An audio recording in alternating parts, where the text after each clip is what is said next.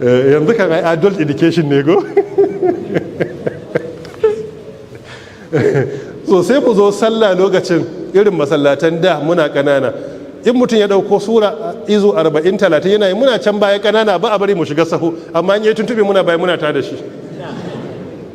Kuma mu wani lokacin sallah ma ba ka da nutsuwa a cikinta, amma in dai an yi tuntube a kuɗin da aka ta da shi. Allah ta'ala ya samu wange lafiya. Hikimar kawo wannan kawai shine waɗannan surorin kusan kowa a gaban iyayensa ya haddace. Fatiha, Qul huwa, Falaki, Nasi, so kar mu yi wasa da su, akwai alkhairi da yawa a cikin su. Kuma akwai kariya da dama. Rigakafi ne na dukkan wata fitina da za a nufe ka da shi, fitinar mutum ko aljani, Allah zai kare ka. Don haka ana karantawa salasa marar, kafa 3 da safiya, kafa 3 da maraice. Na'am.